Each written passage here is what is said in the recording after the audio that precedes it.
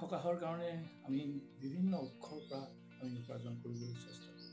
এইটো সকলোৰে স্বাভাৱিক, কিয়নো সেই উপাৰ্জন আমি সকলোৱে কৰিব পাৰোঁ।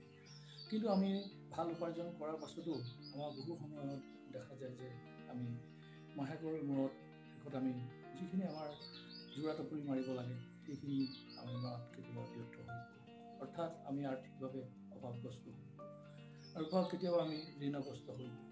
এই গোটেই কথাখিনিৰ পৰা আমিনো কেনেকৈ নিজকে উন্নীত কৰিব পাৰিম, এটা আমি আৰ্থিকভাৱে সচ্ছল হোৱাৰ লগতে আমাৰ দুটা যেতিয়া সঞ্চয় যাতে আমি কৰিব পাৰিম, এই গোটেই কথাখিনি লৈ আজি এখন আপোনালোকৰ কিতাপ আপোনালোকৰ আগলৈ লৈ আহিবলৈ বিচাৰিছোঁ।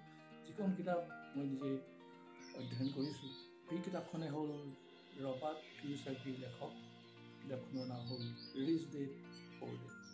এই কিতাপখন মই ভাবিছোঁ সকলোৱে জীৱনত এবাৰ হ'লেও পঢ়া উচিত, কিয়নো কিতাপখনত বহুকেইটা দিশ তাত উন্মোচিত হৈছে যে এজন দৰিদ্ৰ পিতৃ আৰু এজন ধনী পিতৃৰ যিটো পাৰ্থক্য আৰু কেনেকৈ তেওঁলোকে নিজৰ টকাবিলাক কেনেকৈ ইনভেষ্ট কৰিছে, কেনেকৈ সঞ্চয় কৰিছে, কেনেকৈ খৰচ কৰিছে ইত্যাদি ইত্যাদি কথা, বহু কথাখিনি তাত সোমাই আছে। আৰু যিখিনি কথা আমি নিজৰ জীৱনত আমি কঢ়িয়াই চালে তেতিয়া আমি নিশ্চয় উপকৃত হ'ব পাৰিম যে আমি কেনেকৈ আৰ্থিকভাৱে